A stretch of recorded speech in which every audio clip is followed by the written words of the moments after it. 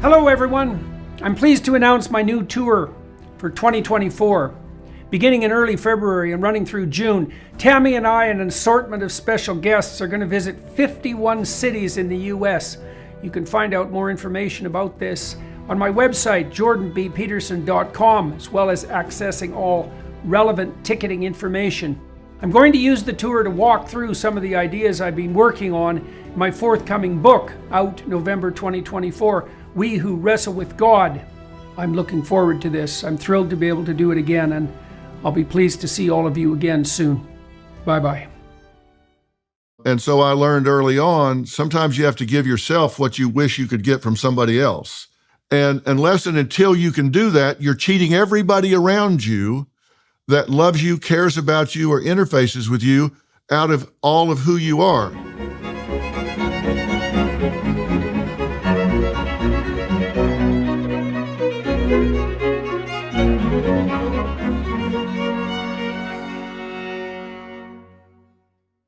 Hello everyone. I have the opportunity today to talk to Dr. Phil McGraw, who's probably perhaps the world's most well-known practicing clinical psychologist, certainly on the media side of things, and he's been doing that with extreme success for decades, and that's quite something to pull off. And he's come leaping forward once again, not only with a new network that's going to launch on cable and elsewhere on April 2nd, but also with a new book called We've Got Issues, which is definitely the case, both psychologically and socially in the West. And so that's what we're going to walk through. He offers a diagnosis. He sees that three fundamental pillars of Western society and psychological stability are under assault: ideological assault, practical assault, simultaneously, pillars of faith, family, and free speech. So that's a bit of a diagnostic enterprise. And then he offers 10 working principles to deal with those assaults. And some of those are valid psychologically and some of them valid socially. They all circulate around a central ethos, you might say. So we discuss all 10 principles. We discuss the ethos around which they circulate. We discuss the necessity of principled conception and action for psychological stability and social unity, and that constitutes the discussion. So you're welcome to watch and listen. Thanks very much. All right. Well, hello, Dr. Phil. It's very good to meet you, and thank you for agreeing to talk to me today. It seems like you're everywhere at the moment, and I want to talk about how you managed that, but I suspect it has something to do, at least, with the topic of your new book, which is We've Got Issues. Yeah, well, that certainly seems to be the case. And you start the book by outlining, in your estimation, well, by making the case that there is something that's under attack, or a set of things that are under attack, and you concentrate on free speech, faith, and family. And so I guess the first obvious question is, why do you believe that we're under attack, so to speak? Why that metaphor? Under attack by what? And why did you pick those three principles as the central focus of your alert and your defense? Great question, and it's so good to sit down and talk to you. So thank you for having me as a guest. I'm honored to be here. Listen, I've been doing this for a long time, as have you, and I've been dealing with the public for a long time and listening to their questions. We get tens of thousands of emails, writing in, and I've noticed that they've really changed across time. Because when you think about it, when I started out my career in psychology, it was way back in the 70s. So I've been through the 70s, the 80s, the 90s, all the way up till now. When I started out on television, it was 2002.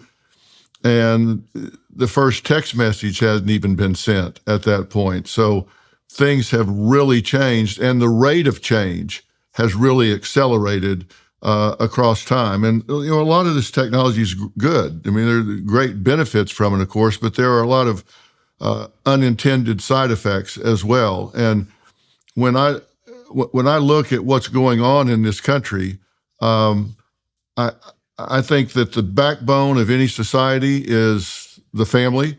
I think that's the strength of any society. And when I say it's under attack, I think it's under attack in part unintentionally by technology, and in part because there are people that are pushing narratives in current society that have nothing to do with reality, have nothing to do with science, have nothing to do with fact, nothing to do with history.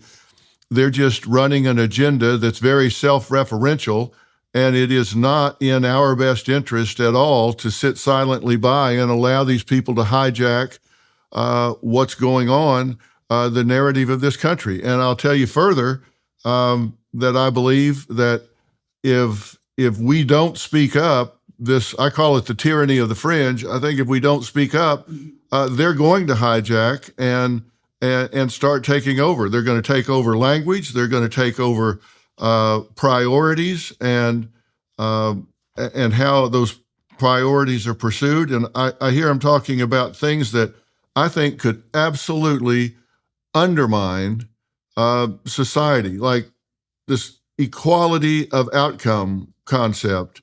To me, I can't think of anything more destructive to a society than teaching everybody that we're going to work towards an equality of outcome. That's been tried.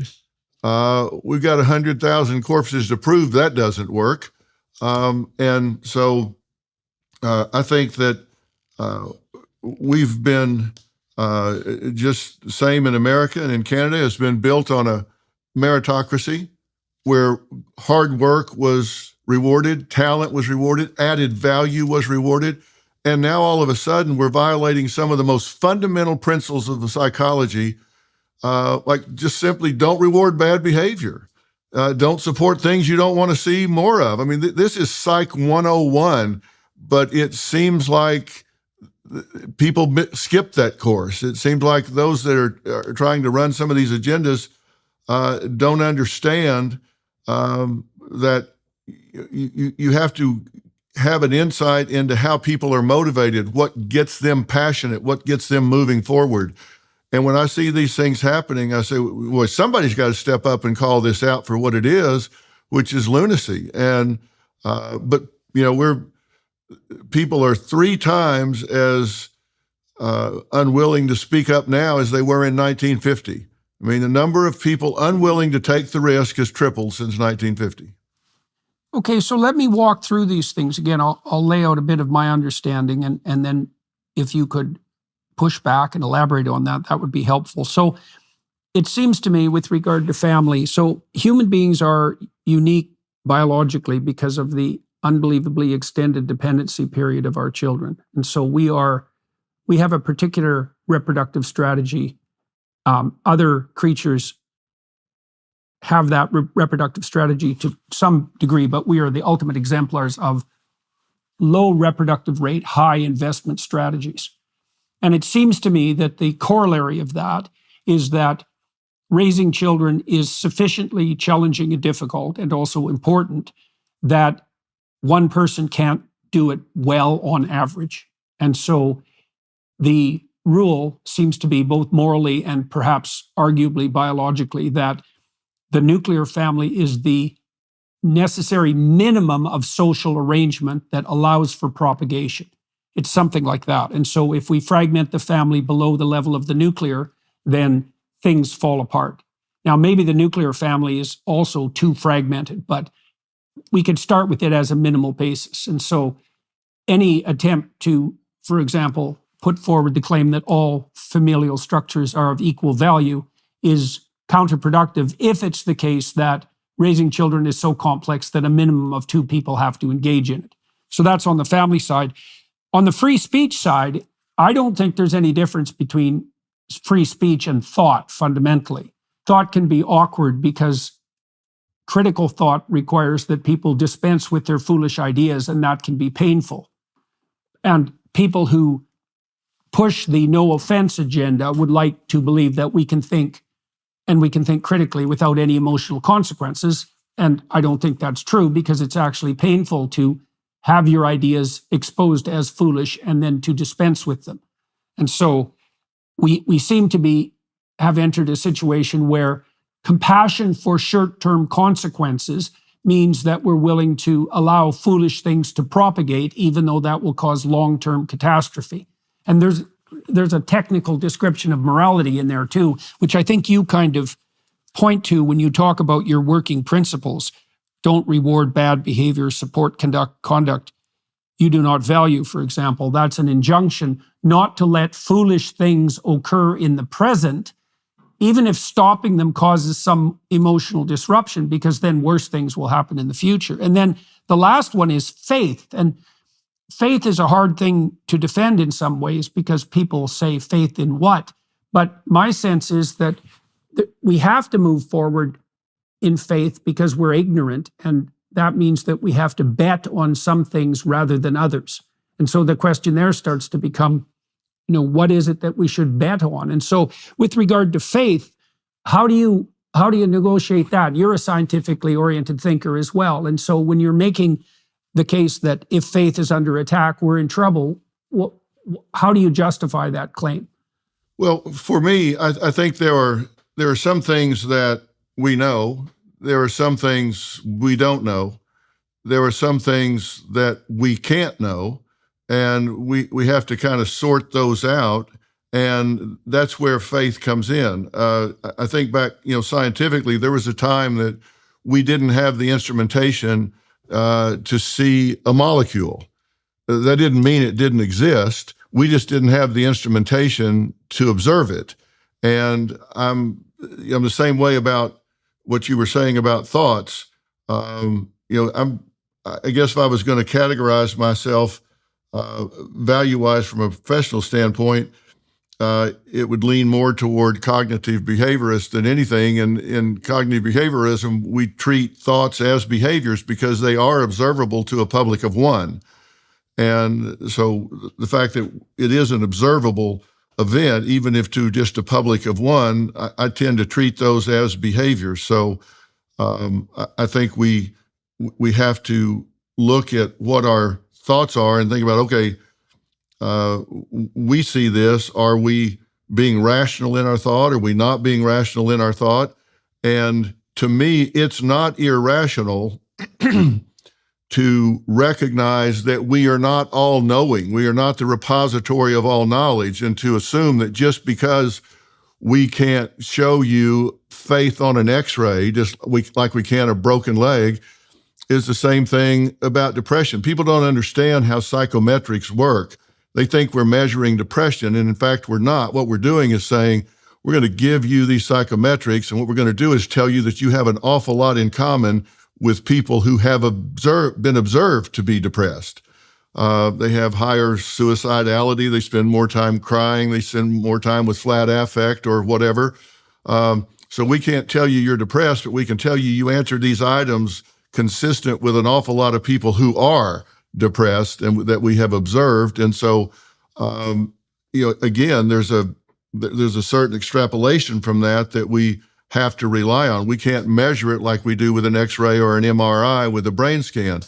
And it's not a big leap to me to say that I do have faith. I am a Christian. I've never seen a conflict between that and my approach to science.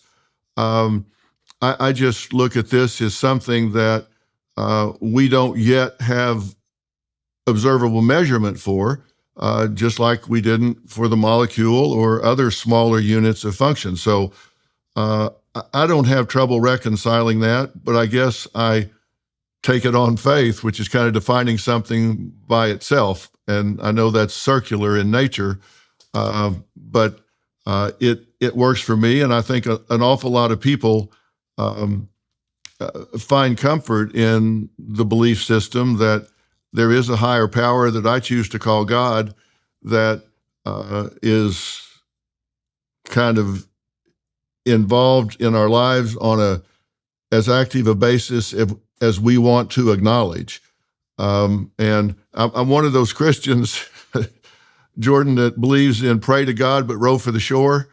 So that's why I don't see it as conflict. I'm still going to do everything I can do I'm still going to work as hard as I can work. I'm going to do everything because I believe that if there is a God, and I believe there is, then I think I've been given certain gifts, talents, skills, abilities, and free will to do what I can and will do. So to me, I don't see that there is equity in creating a conflict between science and faith. So I'm going to elaborate on the faith idea here too, because you pointed out that because we're ignorant, we have to rely on our judgment to move forward, and we're permanently ignorant because we actually can't predict the future. The future is actually not predictable. The world is not deterministic, and we know this for a number of reasons, many of which are scientific. So we have to move forward in faith. And so the monotheistic hypothesis is that there's an ultimate unity, and also that that's what we should have faith in. And so I want to run something by you, and you tell me what you think about this. So there's an autobiographical account in the Gospels of one of Christ's reactions to a particular question. And so he's being tormented by the scribes and the Pharisees and the lawyers. So nothing's really changed. The Pharisees are hypocrites, the scribes are academics, and the lawyers, well, they're still lawyers. And what they're essentially trying to do continually in the gospel account is to trap Christ into making a heretical statement so that they can have him arrested and destroyed. And so they're attempting to reputation savage, essentially. And so at one point, this is a very famous scene, and I'm sure you know it, one of his opponents challenges Jesus to describe which of the commandments is the primary commandment. And the hope there is that he'll pick one, and by picking one will denigrate the others. And because he's denigrating the others in comparison, they can bring him up on charges of heresy. And he says something quite remarkable. He says that the 10 Commandments are manifestations of an underlying unity of moral conceptualization, and that they circulate around a particular theme. And the theme, you can express the theme quite concisely in a twofold manner. You should aim at what's best, God. You should align yourself with the highest possible aim. That's number one. So that orients you. And then number two, you should treat other people as you would like to be treated. You should put yourself in their position and work for that harmonious unity that would emerge if you treated other people the way you would want to be treated if you were treating yourself properly. So it's interesting. So really what he's doing, it's so interesting. He's taking a cloud of conception, which is the 10 Commandments, which were themselves derived from an analysis. It's an analysis, like you said, you conducted in some ways by listening to the tens of thousands of comments that you've received from the people who've been watching and listening to what you've been doing. You accumulated all of this cries from the people, let's say. You derive a set of principles as a consequence of that, but those principles themselves orient around something that's central. That central point of orientation, I think, is equivalent to God, and it's also equivalent to what we should have faith in. And so I would say, you tell me what you think, but this is where the question is. Now, you outlined a set of problems, attack on free speech, faith, and family, and then you identified 10 working principles. So what do you think of the idea that which you have faith in, and I'm speaking personally here, that which you have faith in is equivalent to the spirit that all of these principles point to? You see what I mean? That there's an underlying unity there that makes those principles coherent. Does that strike you as plausible? It does strike me as plausible, and I leave room for that to be defined differently by each person that is sorting through the events of their life. You know, the first principle that I have in We've Got Issues, How You Can Stand Strong for America's Soul and Sanity, which is, I think that the subtitle of this book is as important as the title, because the book is very prescriptive. Any jackass can kick down a barn, but it takes a carpenter to build one back. And I don't like it when people criticize and then don't offer a better alternative. If you don't have a better alternative, why don't you just shut up? because all you're doing is just poking holes in something. And I think you need to have an alternative. And I think it begins with something that, the reason I say that, I think it's each person comes at it from a different point of view, even though there is a unifying principle, is I think we all have a personal truth. And that personal truth is what we think, feel, and believe about ourselves when nobody else is looking, nobody else is listening. We've taken off the social mask and we're being honest with ourselves. And unless people have made a concerted effort to do some repairs, we all have a damaged personal truth. And so, I think about it like a brand new shiny yellow cab rolling out in New York the first day, and it looks great and it's shiny and everything is perfect. And you catch up with it 20 years later, it's going to look like a dog's been chewing on it out in the backyard. It's going to be dinged up. It's going to have had fender benders. It's going to have people that have thrown up in the back seat. It's going to just have taken on a lot of hits along the way. And I think we're that way in life. And some of us more than others. And I think the reason personal truth is so important in getting to that unifying principle is we generate the results in life we think we deserve. And so if we think we're a second-class citizen, if we think we don't measure up to everybody else in some way, we're going to generate the results that are consistent with that. This will sound arrogant, but I think most people are capable of doing this. There are certain people I can see just walking down the sidewalk, and without any other information than just what I'm looking at, there are certain things that I know about that person. I mean, if there's somebody that doesn't take care of themselves, their clothes are unkept. Doesn't matter how nice they are. It's just they're unkept. They're kind of heads down. They're shuffling along. It just seems like every step is barely what they can do. I know for one thing for certain in my mind is that person has a damaged personal truth because they're generating that existence in their life. And they're not walking with their head up and their shoulders back. They're not out in the middle of the sidewalk. They're just kind of skulking along the side. They're generating exactly what they think they deserve. And I think that 80% of society can wind up in that role if they feel guilty about what they think and believe. And we have evidence of this in that the number of people willing to speak out has tripled. Unwilling to speak out has tripled in the last 75 years. So there's a lack of passion and conviction, perhaps, and a fear of being canceled, attacked, having the woke mob come after them. I'm a perfect example of it. I grew up with an alcoholic father. It was a chaotic and oftentimes violent home. A lot of times we didn't have money to turn the electricity on. I had 3 sisters. 2 of them were married between them 11 times, which you think is pretty hard to do unless you start when you're like 14, and then you can get some in fairly early on.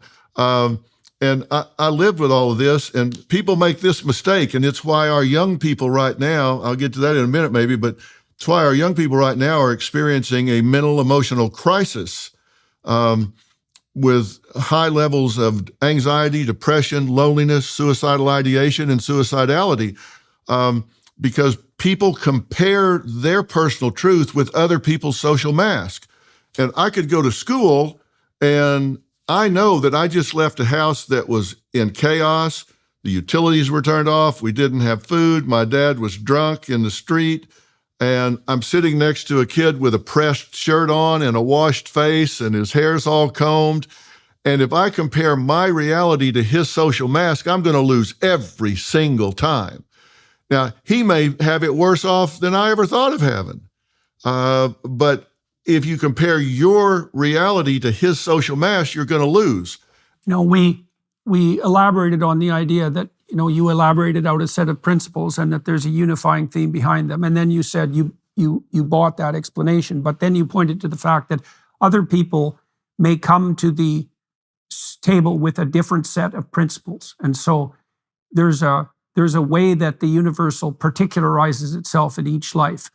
I would say, tell me what you think of this proposition. So imagine that another person might generate a different list of 10 working principles, but that the higher order principle from which those are derived would remain essentially constant. And I would think that would be equivalent to the undamaged car that you described. So there's an Old Testament account of the prophet Elijah, and Elijah is the first prophet who posits that God is the voice of conscience. And you made the case, at least by inference, that people are blessed with the ability to establish a relationship with something that calls to them from within. That might happen in a different way for each person. I mean, that's really the difference between people's personality and their temperament. Then you made the case that if they deviate from that, that becomes so obvious that you can even see it in their day-to-day behavior. You can see it when you're watching people when you walk down the street. Dr. Phil, one of the things I've noticed is that most people don't watch other people when they walk down the street, right? They look at the ground or they're in their own little bubble. I mean, if you watch people on the street, you can get an eyeful of who they are very, very rapidly. And, if people are particularly angry and bitter and they're walking down the street and you pay attention to them, that actually sometimes makes them angry, which is why people will avoid eye contact, because you reflect back to them the hell that they've trapped themselves in. And they find that very unpleasant.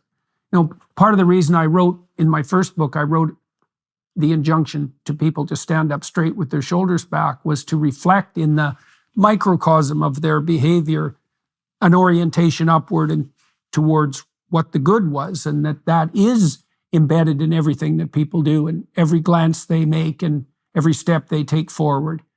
So I think it is the case that people can have their own set of principles. That would be the same in some ways as that they come to what is highest in their own personal way. But that doesn't indicate that the landscape is morally relative or that there's no unity towards which our conscience and our moral orientation point. So I would that's even a way say, of reconciling that plurality. Go ahead. I would even say that they come at it with a different point of view. They might not even want to change the 10 principles, but they might interpret them differently in how they apply to their own existence. Yeah. So they may not even change the 10 principles. And some of them are so universal, like the 10th principle I talk about in the book is treat yourself and others with dignity and respect. And, a lot of people can look at that and say, look, Doc, I don't need to buy a book to know that. That seems pretty forthright and self-evident, but it is not. And I will tell you why I think it is not. It's the first 2 words: treat yourself with dignity and respect, because I believe you can't give away what you don't have. So if somebody doesn't treat themselves with dignity and respect, if they don't heal that damaged personal truth, and however that damage came about, maybe it's a woman that has been sexually abused growing up by an uncle or whatever, and we know 95% of molestation is by someone they know to the family. It's not the predator in the raincoat at the schoolyard saying, want see some pictures and candy. I mean, it's somebody we know and trust usually in these situations. But let's say it's a woman that has been molested and raped in her childhood, and that's never been healed in her. Well, if she doesn't deal with that trauma, if she doesn't heal that trauma, then her children are not going to get 100% of their mother. They're not going to get 100% of the woman that is that mother.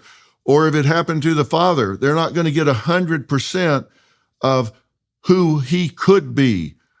who they could bring to the table, the mother or the father bring to the parenting table, unless they heal that damaged personal truth. And, for me in my situation, growing up with that, I had to heal that personal truth.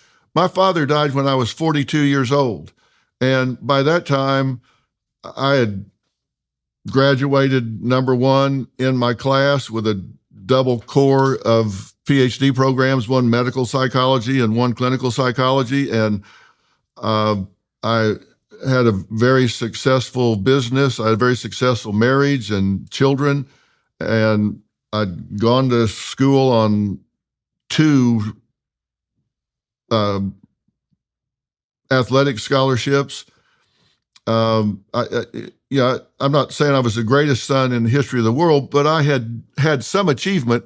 But by the time he passed away in 42, when I was 42, not one time ever did he speak the words, "I'm proud of you." I never heard that from my father. And so I learned early on, sometimes you have to give yourself what you wish you could get from somebody else.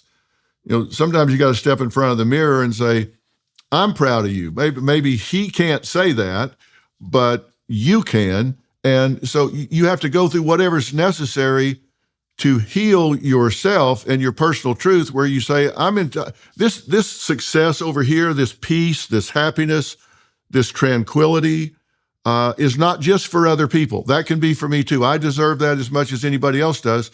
And unless and until you can do that, you're cheating everybody around you that loves you, cares about you, or interfaces with you out of all of who you are. And I think right now, what I'm seeing in this country in this society is intimidation. People are not necessarily yet willing to step up and say, "I deserve for my values to be considered. I deserve for my voice to be heard. I deserve to be considered." And I think they are intimidated because we've got these fringe factions that have weaponized certain ideals and turned them into attack strategies. And I think we have to fortify these people, and then treat others with dignity and respect. But as I say, you can't give away what you don't have. So, it all starts with yourself. Now, if you do that, if you look at number one, which is be who you are on purpose. Be who you are on purpose. Live with intention. I mean, it drives me crazy to see people that get up and just go with the flow. Whatever comes their way. What are we going to do tomorrow? Well, we'll see. No, we won't see. You need to decide what you're going to do tomorrow. Live with intention and own it. I mean, people criticize me sometimes, and I own what I say. I own what I do. If you want to criticize me, criticize. Somebody's going to criticize you no matter what you do. So you might as well do what you're passionate about, what you believe in. And if they come for you, then I'm easy to find. I realize that, so I'm an easy target, just as are you. But we have to decide we're going to be who we are on purpose. We're going to live with intention. And then you jump to number 10, treat yourself and others with dignity and respect. And, that's a jump from 1 to 10, but to me, they're very highly related. And no matter what walk of life you come from, whether you're well-educated or you're not, whether you're black, whether you're white, whether you're male, whether you're female, whatever, you may come at that from a different point of view, but those principles to me are important to how you live your life. And I think they fit everybody from a different point of view. Starting a business can be tough, especially knowing how to run your online storefront. Thanks to Shopify, it's easier than ever. Shopify is the global commerce platform that helps you sell at every stage of your business. From the launch your online shop stage all the way to the did we just hit 1 million orders stage, Shopify's there to help you grow. Our marketing team uses Shopify every day to sell our merchandise, and we love how easy it is to add more items, ship products, and track conversions. Shopify helps you turn browsers into buyers with the internet's best converting checkout, up to 36% better compared to other leading commerce platforms. No matter how big you want to grow, Shopify gives you everything you need to take control and take your business to the next level. Sign up for a $1 per month trial period at shopify.com/JBP. Go to shopify.com/JBP now to grow your business no matter what stage you're at. That's shopify.com/JBP. Okay, so I'm going to talk about your principle 10 to begin with here, well, to elaborate on what you said. The first thing you said was that you could be criticized for putting forward truths that are so obvious they don't need to be put forward. And my books have received that criticism too. And my response to that generally is sometimes what was formerly self-evident now needs to be buttressed and explained.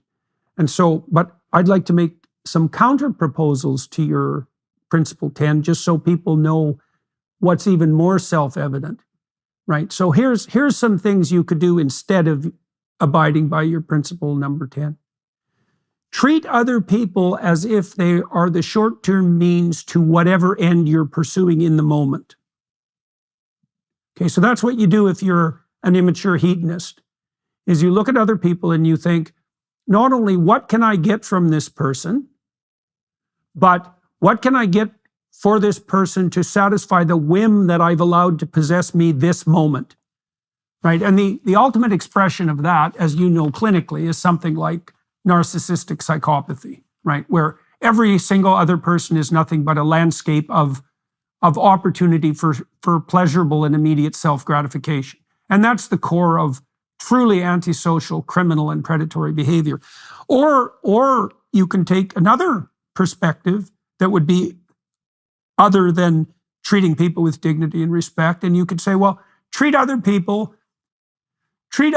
as if they're your pawns if you can exercise power over them.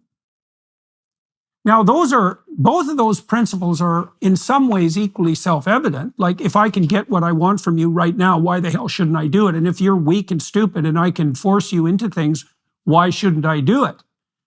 And I mean, I picked hedonism and power for a particular reason. Like, one of the things I've figured out, Dr. Phil, recently was that when the uniting principle dissolves, so when God is dead, let's say, in the Nietzschean terms, that what comes up immediately to supplant him is hedonism on the one side. And so that's the pull of instinctual whim and the drive to power on the other. And those two have a dance. And so your principle 10 is you don't treat other people like they're means to your own short-term ends, and you don't worship power. Does that seem reasonable to you? And then you've aligned it with rule 1 or with principle 1, and I'll get to that in a sec. But what do you think of that take on your 10th principle? No, I think it's a good take, but it's also not challenging everybody to be totally altruistic, if there is such a thing. Right. And we can talk about that probably till the cows come home. But my point is, like, I can go make a deal. You and I could make a deal. We could open a business and we could say, okay, Jordan, you're going to show up every day at 8:00 and you're going to close every night at 8 p.m. And we're going to be 50-50 partners.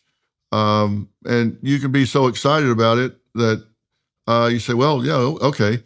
Well, that's not a good deal for me, because you're not going to sit still for that for very long. It may look like I made a great deal, but I didn't make a great deal, because you're going to rebel against that in a really short period of time. Right. Because you're going to be thinking, right, that was stupid. I'm doing all the work and he's getting half of the profits out of this. So it really doesn't work out if you exploit, manipulate. The thing is, narcissists just don't learn. You can't argue with them, and they only see things from their point of view, so they don't learn, and they can't generalize from one situation to another. But I think most people can, and this isn't really asking for altruism. It's asking for people to say, look, do what works, and it really works if you treat yourself and other people with dignity and respect, because now you get collaboration, and together we're better than we are separately. Right. Well, so what you're saying is that sustainable reciprocal altruism is not stupid self-sacrifice, right? That's basically the issue. Well, and I think you pointed to the proper rationale for that, is that if the deal you make with someone that iterates, so like a partnership or a marriage, it's going to extend across some time. If it's not predicated on something like principles of universal justice, which would mean equality of worth within the relationship, then all that's going to happen is it's going to devolve into a counterproductive bitterness. And so if you're establishing, I'll give you an example. I set up a business enterprise with my son, and we had been working on a project, and he was working at another job, but he decided that it might be worthwhile to stop doing his other job and to focus entirely on our project because he thought it had some legs. So what I suggested to him was that he go away. So he wanted to know, because we had worked on it jointly, what sort of deal I would be willing to enter into with him. And I said, well, why don't you go away and come back with a proposal for me that you're really thrilled about bringing to me, that you think would also maximize my incentives. Because there's a certain utility being associated with me, partly because I have a lot of marketing clout, let's say, if you want to make it just a capitalistic decision. So I asked him to go away and come back with a plan that would maximally motivate him while simultaneously maximally motivating me. And that's a good, there's no stupid self-sacrifice in that. And that's a great thing to bring to a marriage, for example. My wife and I have got better at this in recent years, especially since our children left. Our deal now, the deal I have with her, for example, about whether or not she should accompany me on tour and how we decide to go about doing the next things we're going to do, is I've told her, and vice versa, that she doesn't have to do anything I don't want her to do anything that she's not fully on board with. Right? Now, I could force her and compel her and manipulate her and all of that, but your point is that, well, if you do that with someone, they're going to kick back. And so that the relationship won't be sustainable. How long have you been married? 34 years, but I've known my wife for 52 years. Yeah. We've had a friendship for 52 years. So a long time. Yeah. That is a long time. I've been married 47 and we've been together 50 as well. So it didn't take her as long to make up her mind about me, I guess. Yeah. Yeah. Well, yeah, that could easily be the case. So let's go through this first one, then let's turn to this one. Be who you are on purpose, right? And so that's very much akin, I would say, to your principle number 5, which is consciously choose which values deserve attention. So there's an intentionality there. Okay, so do you think you can differentiate for everyone who's watching and listening what the difference is between that kind of conscious intentionality and the exploitation of others? Because it's tricky, right? Even with this interview, I could come to this discussion with an end in mind. I could say, well, I want to leverage the fact that I have a chance to talk to Dr. Phil. I want to leverage that to my advantage. I want to increase my viewership and listenership. I want to attract his fans. And the funny thing is, there's some of that that's actually relevant and important, because I wouldn't be doing a podcast with you if I didn't think that it would be of interest to the people that I'm already have listening, but also to attract new people. But then if I bend the interview to my narrow ends, then I'm manipulating you and using you, and it becomes. So I'm wondering how do you help people negotiate that line between developing an intentional vision and consciously choosing their values, and yet serving something like a higher order good? Well, I think when you look at number 5, consciously choose which voices in your life deserve the most attention. What you're really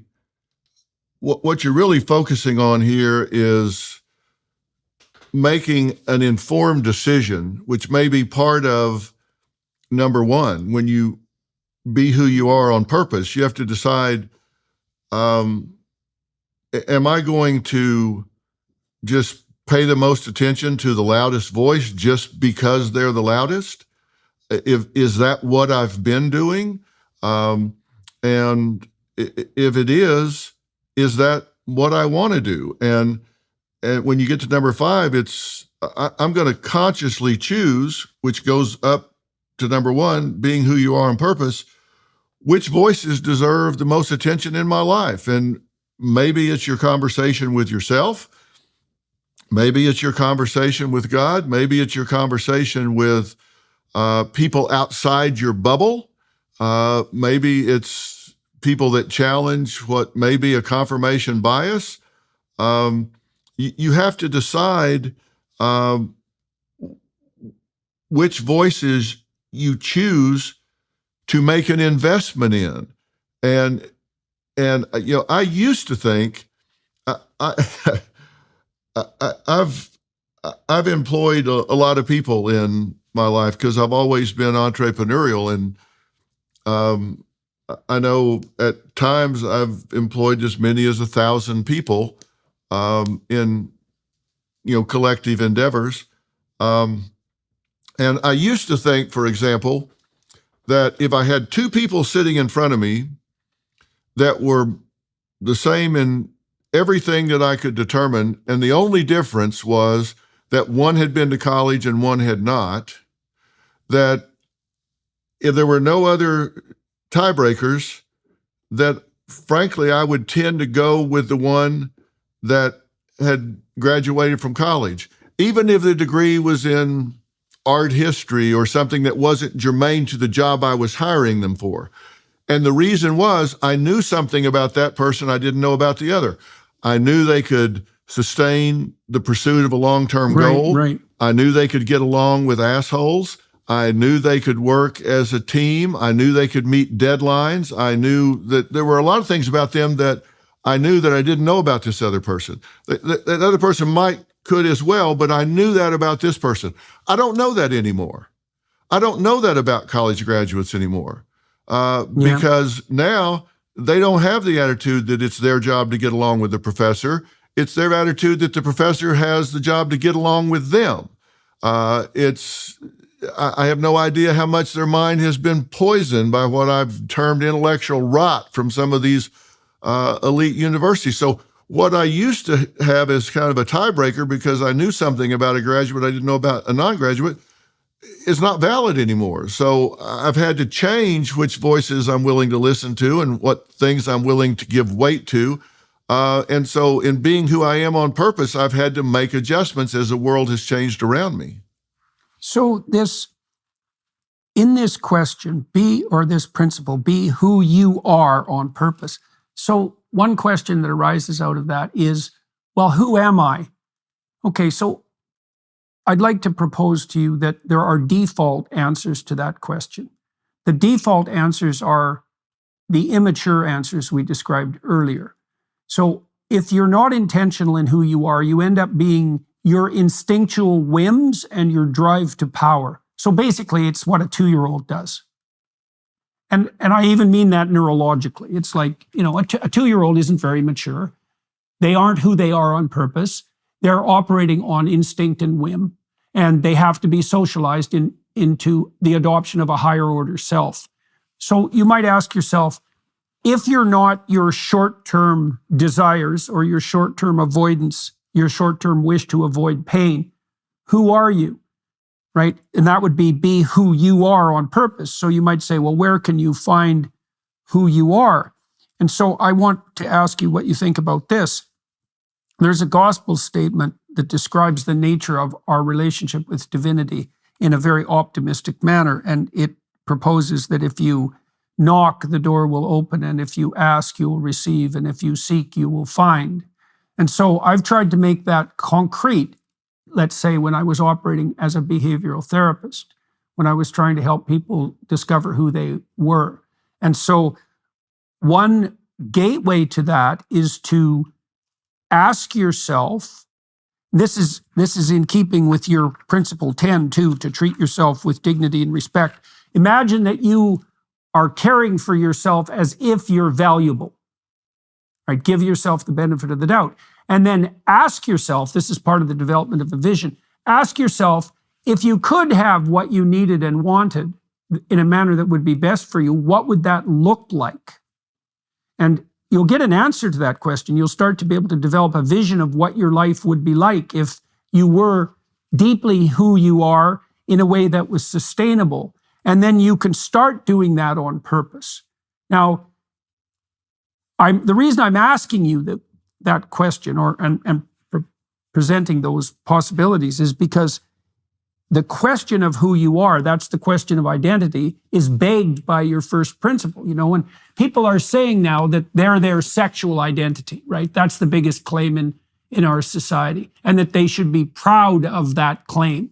And to me, that just reduces who someone is to essentially to a very unidimensional biological drive that seeks immediate gratification.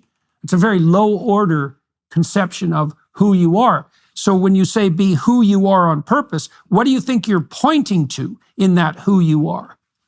You know, I think it is a much harder question than people anticipate when they begin, which is why I say you've got to really sit down and think about this. Because when you ask somebody, tell me who you are, and you cannot use your occupation or what you spend most of your time doing in the answer. If I take that away from them, like if you're an accountant, that's what you do all day, 50, 60 hours a week. And I say, tell me who you are, and you can't use your occupation in the answer. It's astounding to me how people struggle because they identify themselves with labels. And, you know, I'm an accountant, or I'm a welder, or a welder's helper. And now, as you say, a lot of people have adopted a cause, and so they put that like they want to tattoo it on their forehead. That's not who they are. And sometimes do. Yes, exactly. But that's not who they are. Who they are is multidimensional. It cuts across intrapersonal, interpersonal, spiritual, familial. It cuts across a lot of different levels, and I think it comes down to a real heavy. If you're doing a weighted equation, you have to give heavy weight to what they believe and what they're passionate about. And if in that description there's not something in there that they're really passionate about, I really say, wow, I would encourage you to seek that passion, because I think going through life without a passionate pursuit, man, that's got to look like 9 miles of bad road. I mean, you're just pushing a rock up a slippery hill. If you're not passionate, if you're passionate about something, then all of a sudden work becomes something that you want to do. It becomes something. It maybe your work and your vocation and your avocation can't be the same thing, but if you ever hit that, you've won the lottery. If you love what you do enough that it's both your vocation and your avocation. And right. Well, I think that's the fortunate circumstance that you find yourself in when you align what could otherwise just be whim with a higher order calling. And I think the traditional insistence, there's a traditional insistence that the Spirit of God is the divinity in calling, right? And you're pointing to that. You're using secular language, and likely purposefully, but your notion is that there are things that will interest and compel you in your life, and your job is that's the call of the treasure that the dragon guards. That's a good way of thinking about it. And that if you pursue that infuses your life with a kind of sustaining meaning. When I wrote my first book, when I wrote Maps of Meaning, I wrote a chapter in that book called The Divinity of Interest, and it was really a paean to calling. And I knew it was incomplete, and so I want to run this by you because I think this is implicit in your principles too. You say, for example, don't reward bad behavior or support conduct you do not value. That's number 3. Do not stay silent just so others can remain comfortable. Actively live and support meritocracy.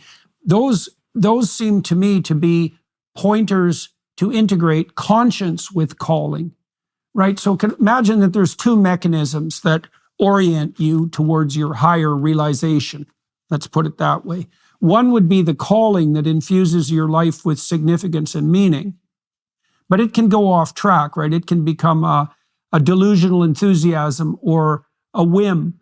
You need another countervailing force that's something like conscience. And maybe that's the voice of integrated negative emotion, the warning voice. And so the calling says, go this way. And the conscience says, yeah, but stay on the path, right? Don't be tempted by short-term callings. Stay on the path and keep yourself in check. And so that seems to me to be manifested, for example, in this. Let's look at number 6 just briefly.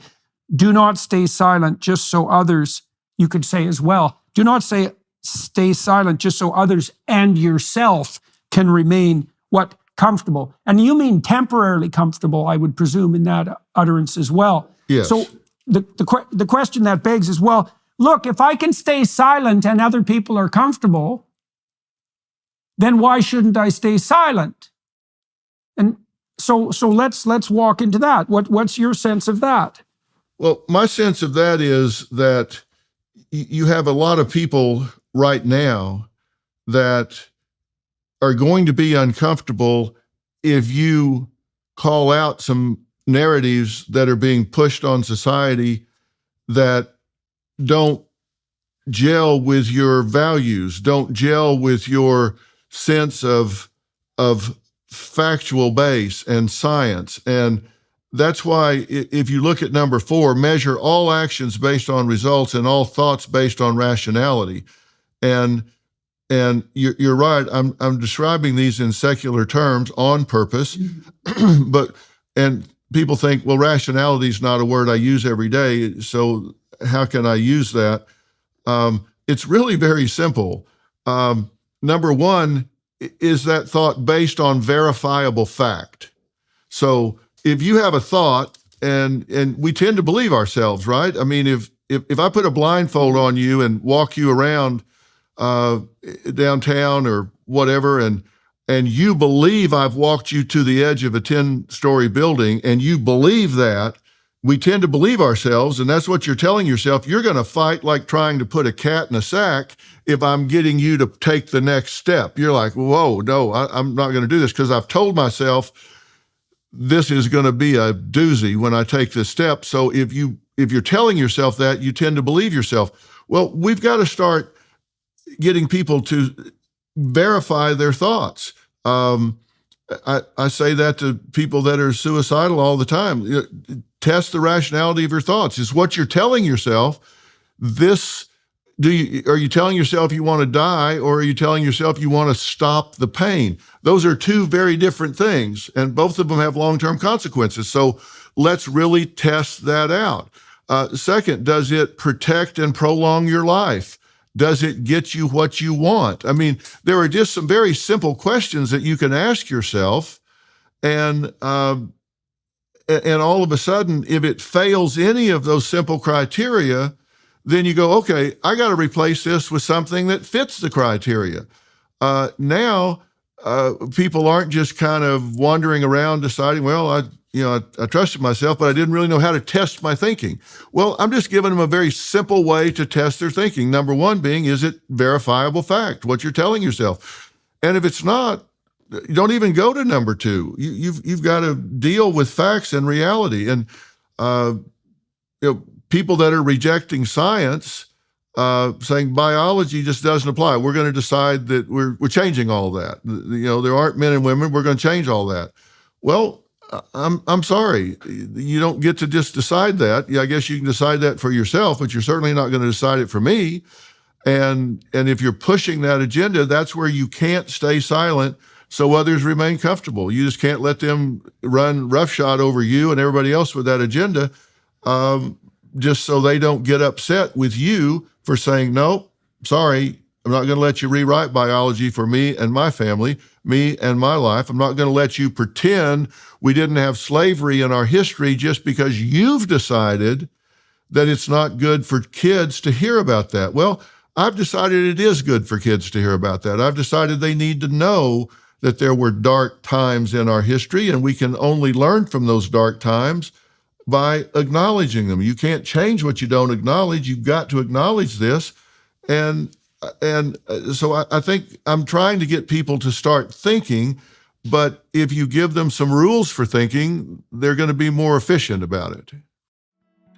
We are in the midst of Lent, the 40 days leading up to Easter. Many Christians are choosing to give up alcohol, social media, and other distractions to focus more on prayer, fasting, and giving. Hallow's annual Pray 40 Challenge is one of their most popular. Last year, over 1 million people joined. This year's Pray 40 Challenge focuses on surrender and includes meditations on the powerful book, He Leadeth Me. This is a story about a priest who became a prisoner enslaved in the Soviet Union during the Cold War. His story is one of ultimate surrender, and we are called to surrender our worries, anxieties, problems, and lives to God. There will also be Lent music, Lent-specific Bible stories, and other Lenten prayers like the 7 Last Words of Christ with Jim Caviezel. Hallow is truly transformative and will help you connect with your faith on a deeper level. So what are you waiting for? Join Hallow's Prayer 40 Challenge today. Download the Hallow app at hallow.com/Jordan and you'll get an exclusive 3-month free trial of all 10,000 plus prayers and meditations. That's hallow.com/Jordan. Right. Okay. So you're integrating, in that answer, you integrated principle 3, 4, and 6. 3 was don't reward bad behavior or support conduct you do not value. Do not stay silent just so others can remain comfortable. That's 6. And 4 was measure all actions based on results and thought on rationality. So if I understand you correctly, one of the things you're pointing out is that you're called upon to make your opinion known. You're called upon to say something. You're called upon to differentially reward and punish based on the concordance of what you're hearing with what you know to be true rationally. And so the idea there would be that part of your conscience calls you to oppose opinions that are not aligned with the natural order of things, right? I mean, it's tricky, right? Because you hear all the time in the Enlightenment rationalist types, they say, follow the facts. And that's a weak argument because facts themselves don't specify a destination. On the other hand, there are opinions that fly in the face of what's real so egregiously that if you attend to them, you're going to walk into a pit. You're going to walk off a cliff. And so if your principle number 6, the justification you had for that was that you shouldn't stay silent just so others can remain comfortable when you know that what is being said violates a reasonable understanding of the natural and social order. It's something like that. And so that indicates a belief in an order that's beyond the mere verbal, right? You know, like the Derrida in particular, I think it was Jacques Derrida in On Grammatology, he famously said there's nothing outside the text. Now, he walked that back to some degree when he was pushed on it, but I think it does get to something that's core in the postmodernist ethos, which is the idea that there's nothing to truth but the consensus of words, and that if you can change the consensus of words, you can change the truth. But the thing is that the verbal order has to reflect the intrinsic order of the cosmos, or it becomes delusional. Like a delusional verbal representation is internally consistent, right? And people can even develop a consensus around it, which is what a fad is or a social contagion. And so your hypothesis is something like conscience calls us to speak when the consensus has become delusional. It's something like that. Does that seem reasonable? That is a reasonable interpretation. And you know from your clinical experience that how difficult it is to penetrate a well-structured, deeply entrenched delusional system. I mean, sometimes you can spend months and months and months trying to penetrate a individual's delusional system and think you're making all the headway in the world. I had a woman one time that I was working with that was convinced that she was being followed, monitored, and hearing voices from her walls. And I've spent all this time and felt like I really had made progress. And she said, "Yeah, you've convinced me. I'm 100%. You got me cured, Doc. I'm great." And on the way out, she said, I did, however, cut the wires to all the intercom system in the house because that's where I'm hearing the voices. So it's like, I'm with you. But on the other hand, I did strip all the intercom out of the house. And I thought, you know what?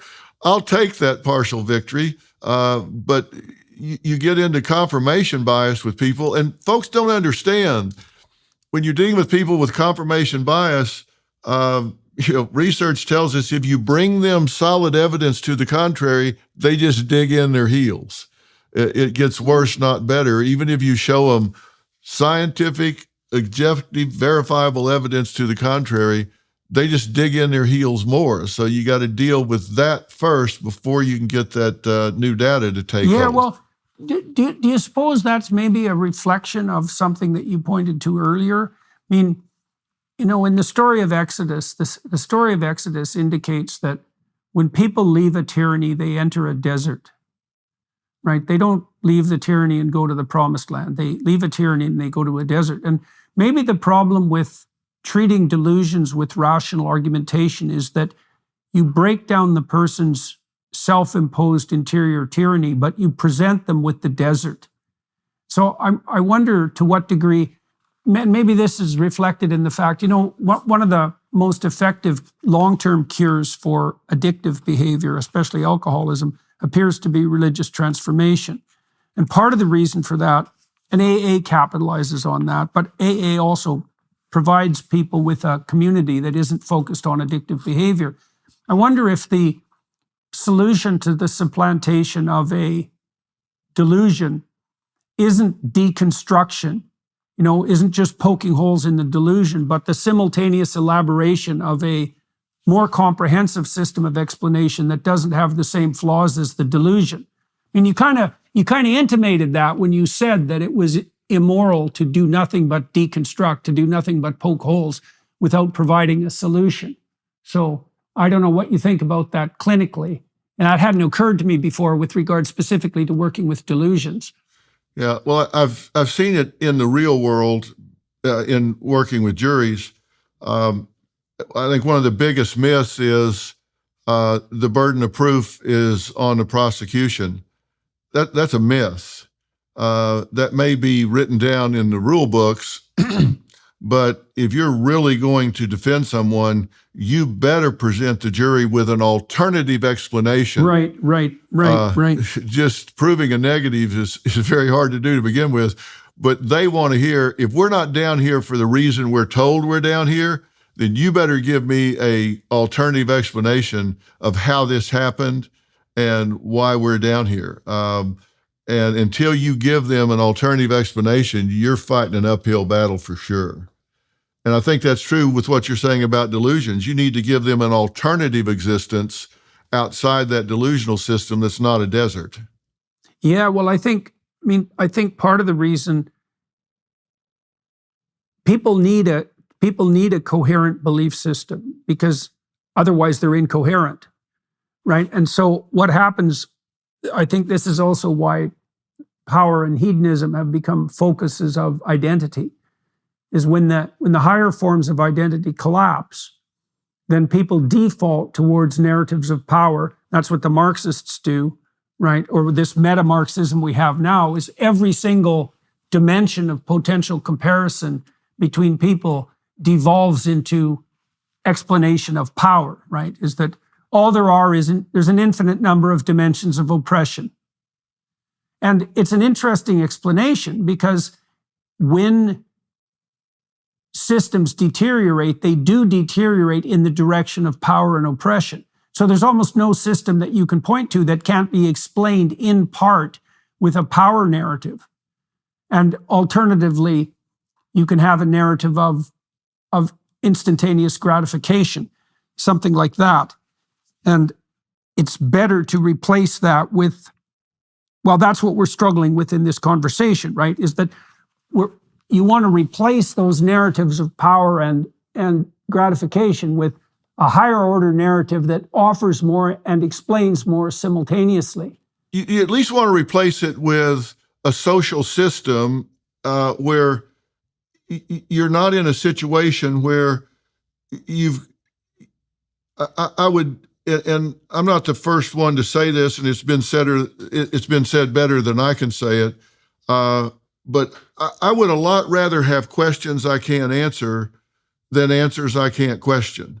And right now, we're in a situation too often where we have answers we can't question, because if you question an answer, you're labeled a hater, you're labeled some kind of phobe, you're labeled some kind of heretic just by asking a question. God forbid you disagree, but I would a lot rather have a whole set of questions we haven't found the answers for yet than have a whole set of answers I'm not permitted to even challenge, question, dig in on.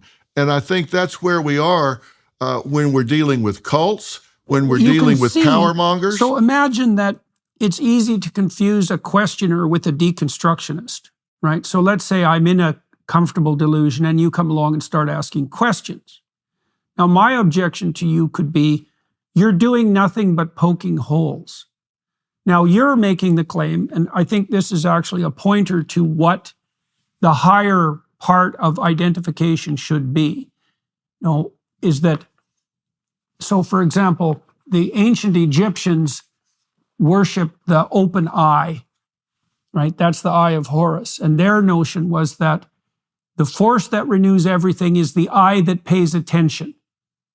And it's akin to the idea of questioning, right? The redemptive questioner questions to build. He doesn't question to destroy. But it's easy for people who are entrenched in a delusion to treat every questioner as if he's nothing but an agent of destruction. And, you mention something here, which is work hard to understand the way others see things. If you're a questioner and you're using your questioning to do nothing but destroy the other person's belief system, to elevate your moral stature, right? To show that you're smarter, to show that you have all the answers. That's like the sin of intellectual pride, I would say. It's easy to be viewed as a deconstructive agent, and then you can understand why people get defensive about their beliefs. So you need to question in the attempt to replace what's insufficient with something better, right? So you have to be a builder and a questioner. And it seems to me that conception of who you are, that's part and parcel of treating yourself and others with dignity and respect, or even being who you are on purpose, that means something like the recognition that you're a building questioner, right? Not a destroying questioner, and putting that at the center. I think that requires you to do something that most people, I don't think, come to naturally, and that is, we have to determine what other people's currency is, because we assume that people have the same currency as ourselves. And that not only is not true, it's often not the case. For example, I think, I work a lot with law enforcement, and I've done training with law enforcement on interrogation techniques, how to do deception detection, things of that nature. And I always love talking to the negotiators about how to get where you want to get in a negotiation. And Chris Voss, who's probably the most experienced negotiator with the FBI, who's now retired, will tell you this very thing. He will tell you that your best shot of ever getting hostages out from a hostage taker is if you can get that hostage taker to fully and completely believe that you understand why they took that hostage to begin with.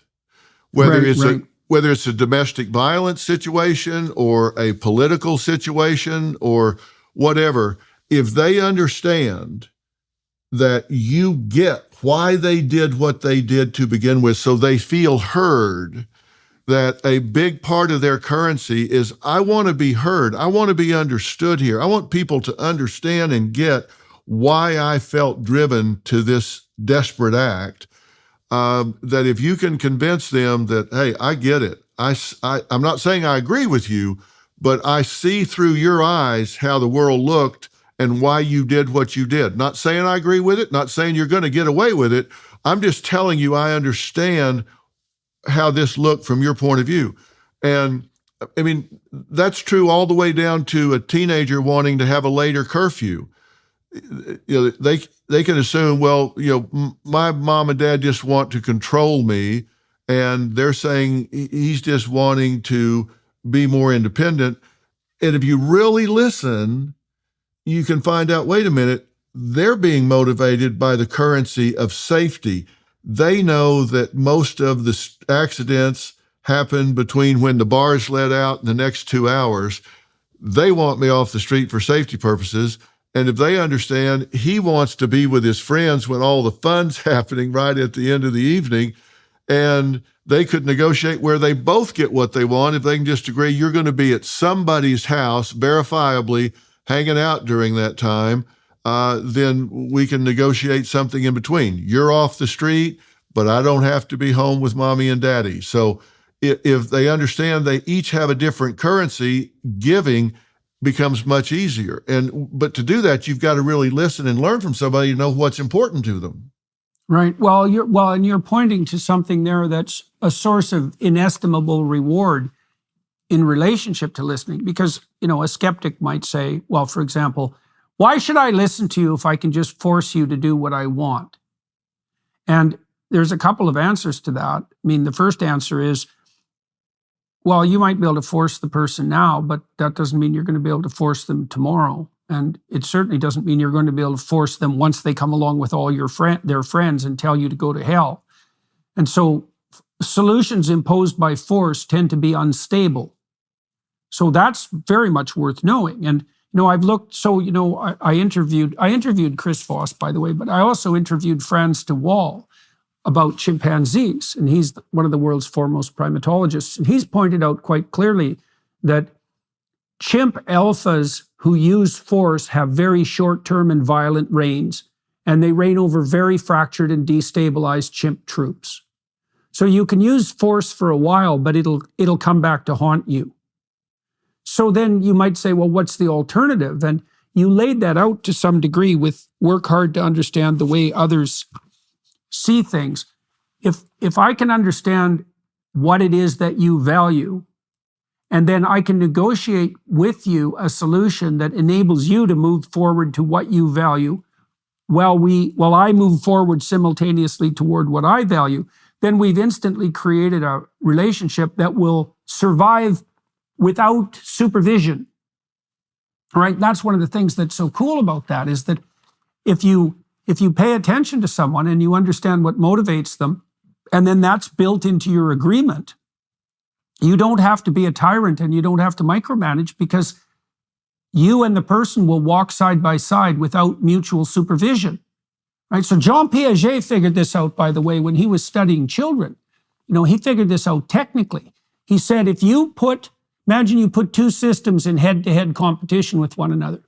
One system was like an aristocratic tyranny, top-down, using force, and another system was bottom-up, using voluntary agreement. The system based on voluntary agreement will always outcompete the system based on force, because the system based on force will waste energy in enforcement.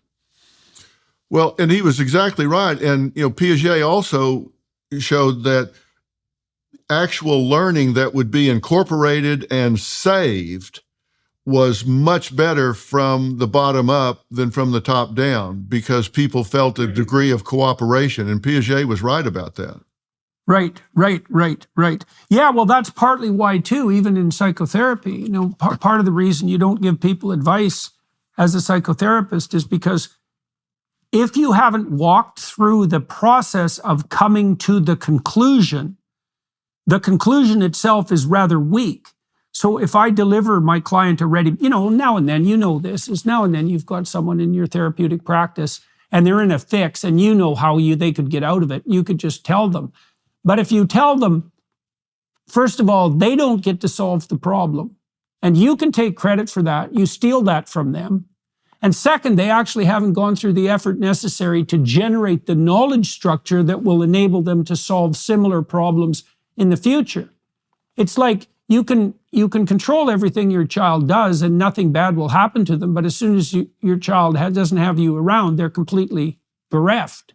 Maybe that was your goal all along if you're like a devouring mother, for example. But I wonder how much of that, is that associated, are those ideas associated with your principles 7 and 8? Said actively live and support meritocracy and identify and build consequential knowledge.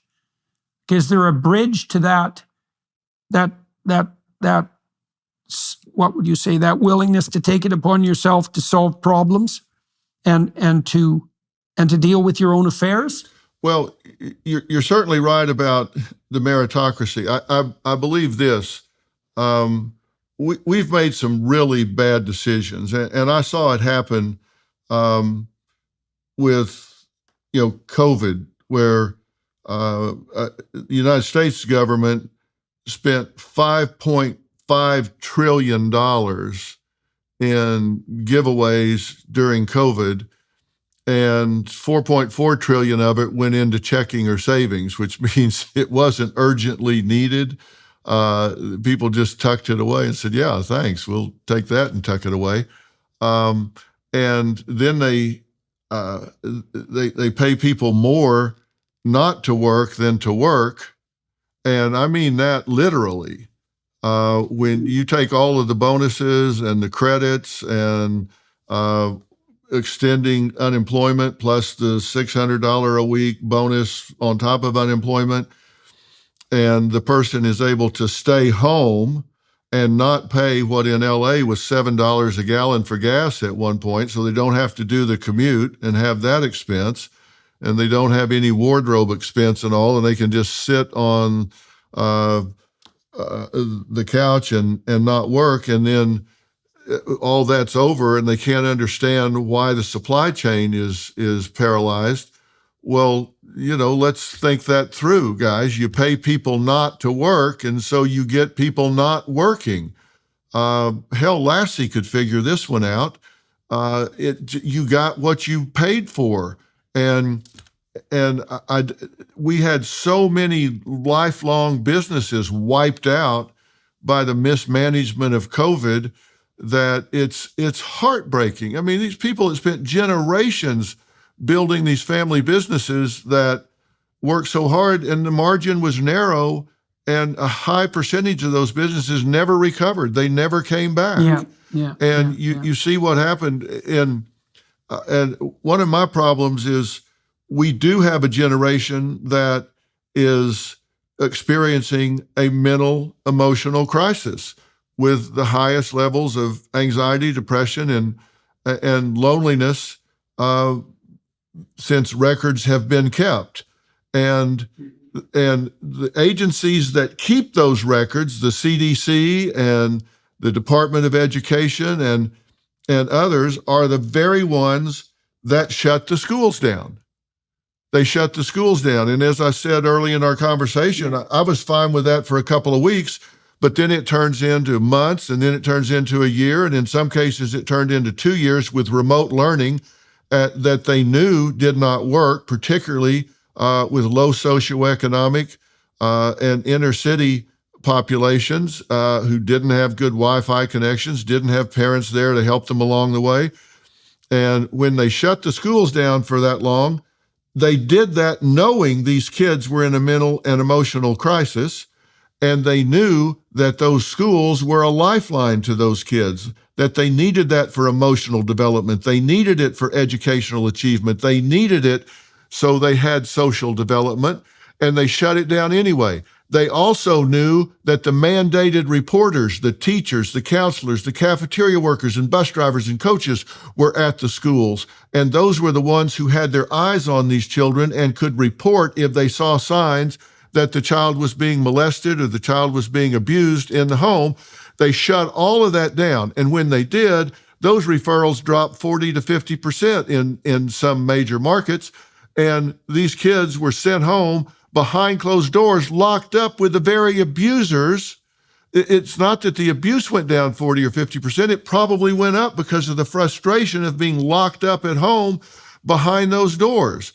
And they shut the schools down without any plan for bringing them back.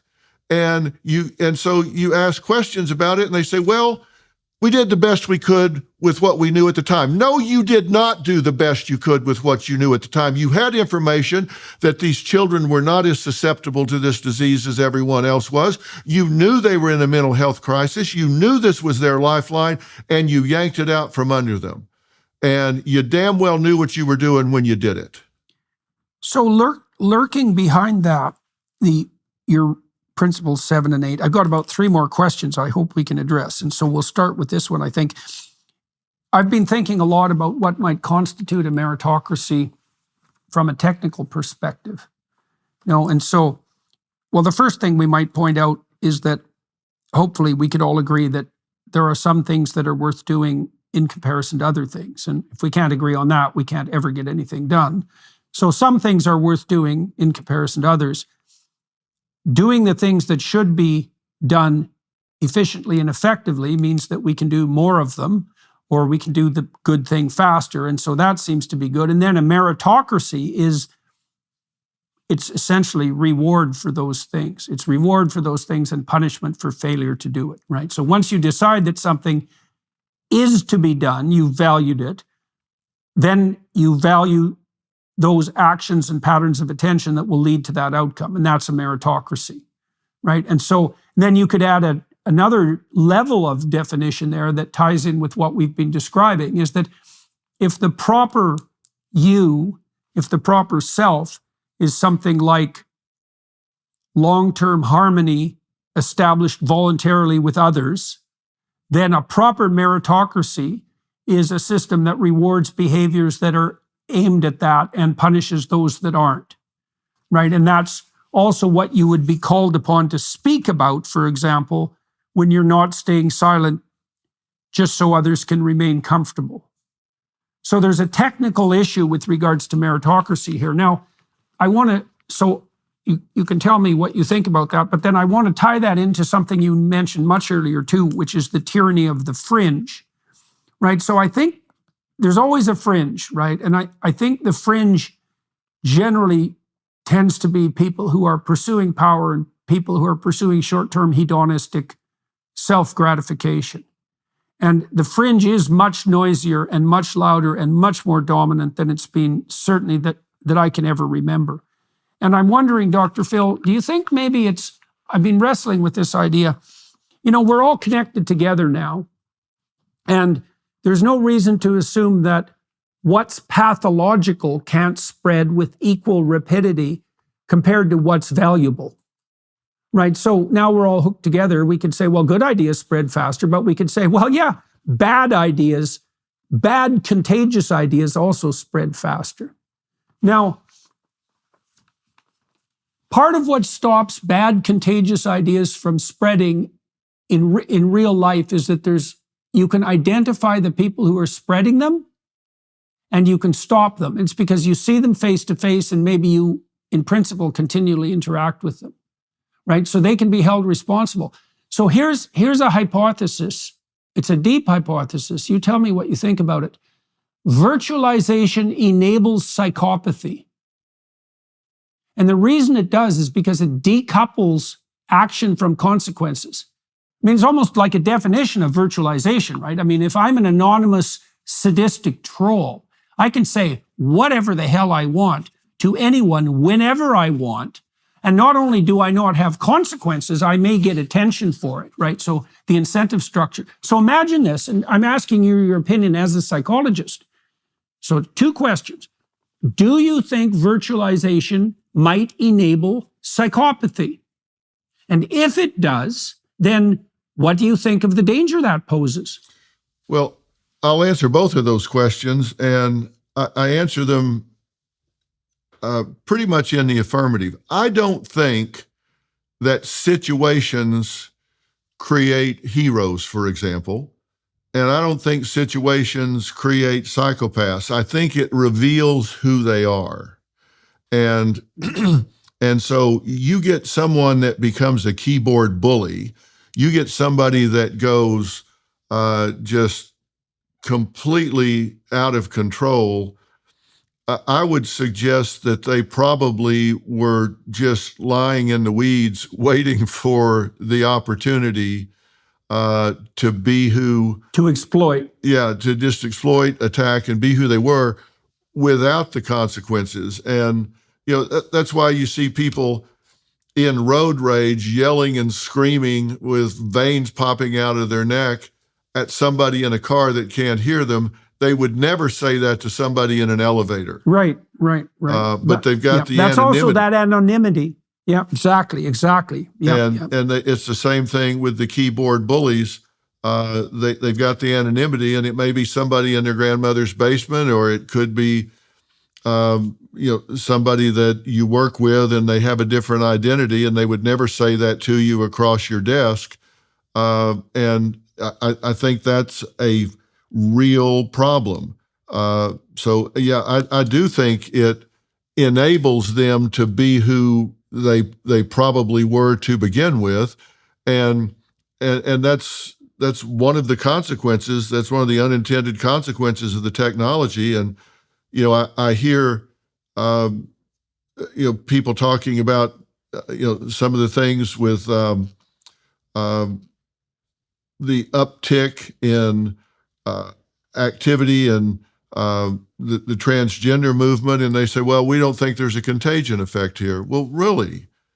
You've got 10, 8, 9, 10 times the activity, and with girls that we didn't have before.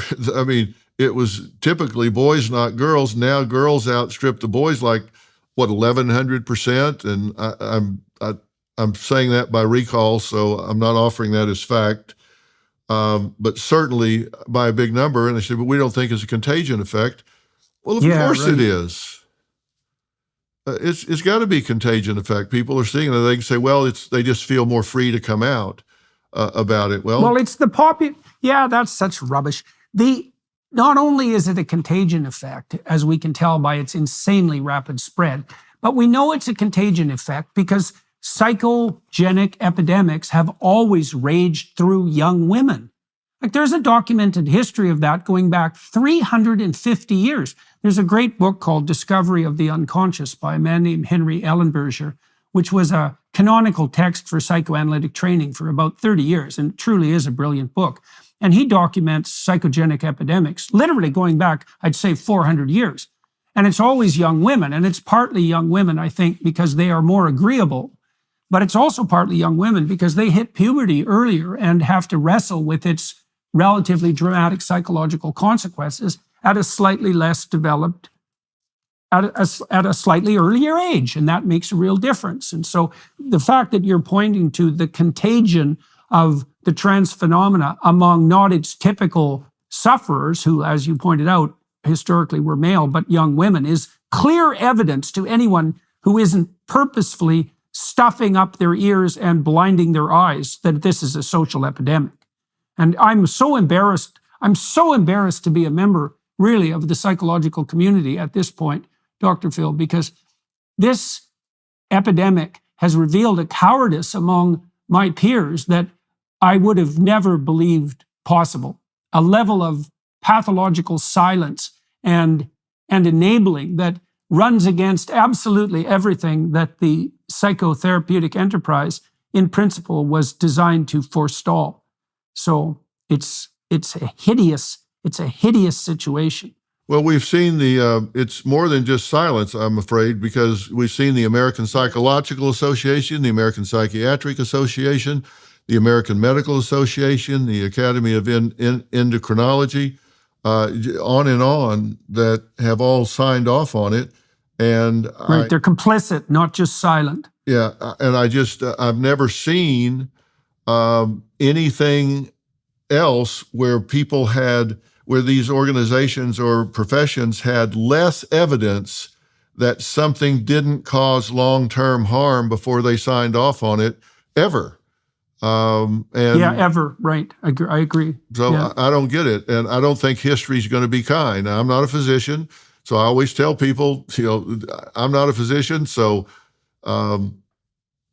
take that for what you will. But I think the thing that got me into this profession to begin with is, as early as 12, 13 years old, I became fascinated with why people do what they do and don't do what they don't do. And I remember the day that it got a grip on me, and I was never the same after that day. But I've been fascinated with that equation: why people do what they do and don't do what they don't do. And if you understand that, that is a great tool in life in getting things done and understanding others. And I just, you can't spend your life focused on that and not see things like a contagion effect. There are rules for reporting on suicide, for the media. We'll do a story about young girls. There were 2 young girls up on the East Coast one time that were in love with the same boy, and they had this insane suicide pact. So they stepped in front of one of these high-speed trains together, and when it impacted them, it made the shape of a heart where it impacted them. And all these media were romanticizing this and showing this. And I'm thinking, how could you do that? Every girl with a broken heart now can see that and say, oh my God, how romantic is that? How romantic. You're inviting contagion when you do that. And we refuse to report it. Dr. Phil, that's going to happen in Canada. This is what's going to happen in Canada.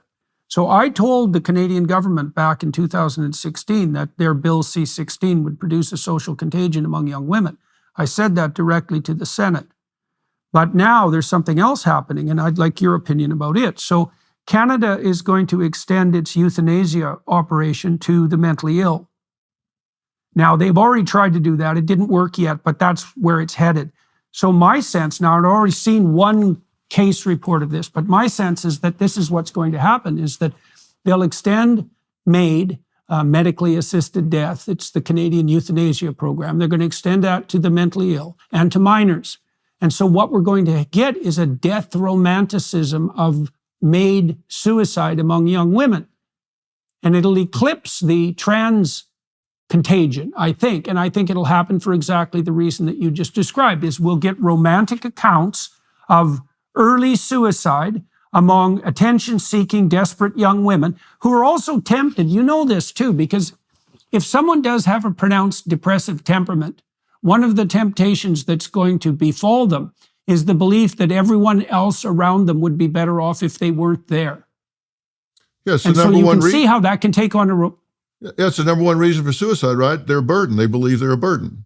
Right. Exactly. And that can easily be romanticized, especially if you also want to avoid the responsibility of growing up, right? Because that's that's why there are suicidal crises among adolescents, is because they are deciding whether they're going to take on the burden of responsibility of adulthood and the opportunity and adventure of adulthood as well. Well, how do they answer? It's easy to romanticize Go ahead. How do they answer this question? How does that individual, if they have a mental illness to this level that they want to die, how does that person give informed consent if they're incapacitated to the point with a mental illness that they want to die? How do they give informed consent? Oh, yeah. You and your logic. Look, man, how does a 13-year-old give consent for a double mastectomy? We're already way past that. We've blown out the necessity for informed consent long ago, and that'll provide absolutely no barrier whatsoever to the people who are pushing the MAID agenda in Canada. Like Dr. Phil, that question won't. There'll be endless academic papers written by demented ethicists providing an answer in the affirmative, which will be something like, well, they still have sufficient capacity to decide whether their lived experience indicates that their suffering is such that it would be better if they didn't exist, and you have no right to interfere with that. That's how it'll be justified. Well, Jordan, are we just clinicians that forgot to check our common sense at the ivory tower when we were leaving campus? Is that the problem? Look, I don't know what to make of this, because I know perfectly well that the cohort of people I graduated with, say back in the 1990s, were very well-trained clinicians. I think that, well, what's happened to me in Canada, you may know this, is that my license is being threatened by the Ontario College of Psychologists. It's not just being threatened. I mean, their plan is to take it. Now, they're taking it because of things I've said.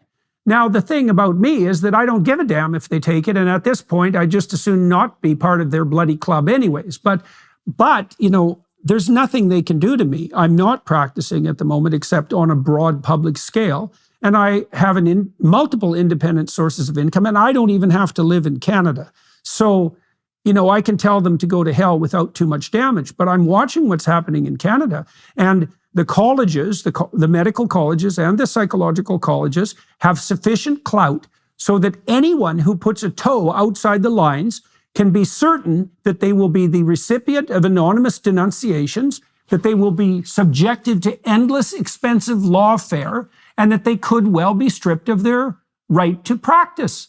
And those are not trivial punishments. And, generally people can't withstand them.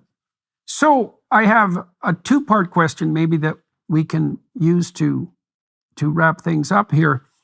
The first an observation, you've been popping up everywhere in the social media world, especially in the last couple of weeks, and I have a question about that that's personal and also one that's more issues-based, let's say.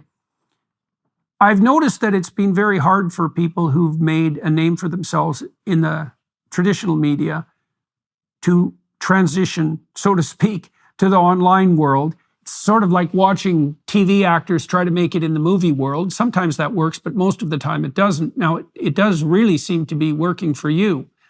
And I'm wondering why that's working for you and how you've managed it, how that's related to your new book, and what you think is driving you forward to continue speaking as you have in your legacy media career, but now increasingly online. So let's see if we can address all of those points. What is it that you're doing right to make this transition to the online world, and what is driving you forward to continue to speak on these issues?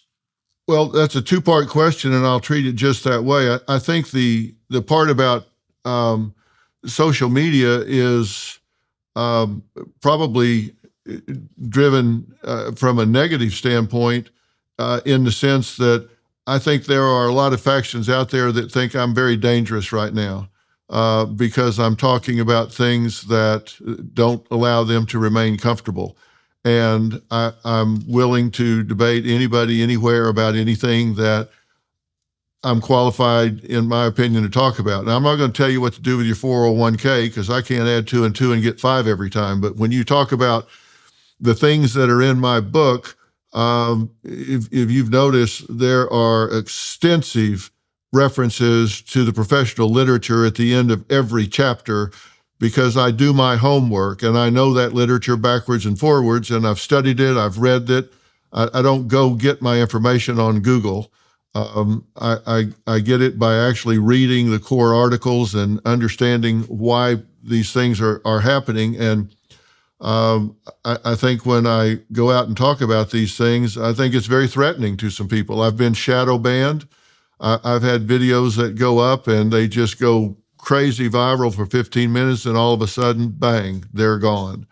And my cybersecurity people tell me that they're being targeted and taken down. Things at the border when I've been down there, things that I've talked about, just concerning, content in the book. I think that I'm clearly it's backfiring. There's an attempt to silence me on these matters, and I think it's backfiring because people want to hear what I have to say, and people are getting their information differently now. They're getting their information on YouTube and social media platforms and that sort of thing. So a lot of that stuff I'm not posting, others are posting from what I've done or said somewhere here, there, or yon. But April 2nd, I do launch Merritt Street Media, the 24-hour network, and we'll be in somewhere between 75 and 90 million homes. I think it'll be the biggest launch since Fox, as I was saying. So I think it's going to be prolific for people to find. And, you got to take a position. And I'm willing to take a position. And I think people find that both threatening and refreshing. I think it covers the gambit. And that's okay. I get a lot of hate mail. I've had death threats. I've, all that. I took a strong position on Hamas and Israel. I was sickened to see students on campuses around the United States, elite campuses, out rallying for what I consider to be assassins and murderers. It's like we're not teaching critical thinking here.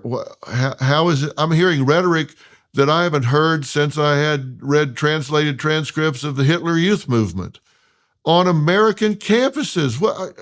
How is this possible? And nobody was saying anything about it, so I started saying something about it. And boy, did that heat things up.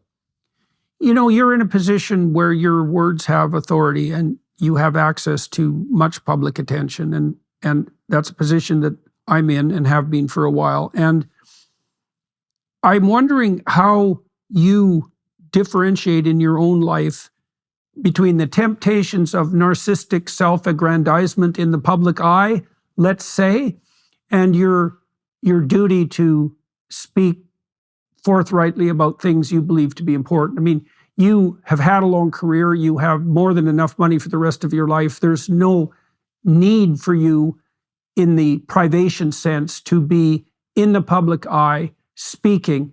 How do you protect yourself against the fact that you can be tempted towards self-glorification, let's say, and self-aggrandizement by the fact of your media presence? And how do you know that you're speaking for what's true rather than blowing your own horn, let's say, and increasing your own, building a Tower of Babel to your own posterity?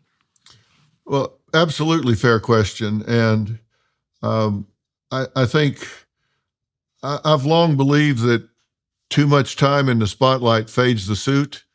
And I'm in a position where I can go pretty much on any media outlet anytime that I want to. They're happy to have me on. I think it's going to get less so with some outlets pretty fast. But I think my rule has always been, if it's not real obvious to the viewer why you're there, you shouldn't go. If you're going just because you can, instead of it being really obvious that you're there with a purpose and a passion to speak about things that matter to people who care, you shouldn't be there at all. And, I probably do, 1 out of 10 or 20 media requests that I get because I just, I think it's important to play big, not long, play big, not often. And I think if you choose carefully where you speak and what you say, you can have much more of an impact than just being elevator noise, pop, pop, pop, pop, pop, pop, pop. And why would you say that you're compelled to continue to do it? What do you think you're up to? What do you hope you're up to? I hope what I'm up to is, I really looked around and was very, very concerned where this society's headed right now. And I also looked around to see who was willing to step up and speak about it. And I am certainly not the only one. But I felt like being trained in clinical psychology and some of the things that I have experience in, that I had a unique perspective to talk about the collective consciousness. Because as you know, there's an individual consciousness, and then there's a collective consciousness of the family, of the community, of the region, the state, the country. And I think that I was seeing a void where people weren't really talking about that. They weren't really talking about people exercising their right to have a voice within that collective consciousness. And I was concerned that what we were seeing taught in the universities was going to put a generation in charge of this country next, when my grandchildren are going to be out there living their lives that I was just uncomfortable with. I just thought, we're coddling these students. We're not preparing them for the next level of life. Somebody's got to step up and raise hell about this. And I felt passionate about it, and so that's why I decided to keep going. I see. Well, I hope I can relate to that. So, all right, sir. Well, I'm wondering if there's anything we covered your book relatively comprehensively. We covered a lot of ground today. I'm wondering, is there anything else? I'm going to continue to talk to Dr. Phil, as many of you know, on the Daily Wire side. I'm going to delve into autobiographical matters a bit and get to know him on the personal side. And so if you're inclined to join us for that, that would be well and good. On the free speech side, it doesn't hurt to throw some support the Daily Wire way, because they are doing what they can to be a bastion of alternative opinion in a landscape of woke nonsense. And so that's worth some consideration.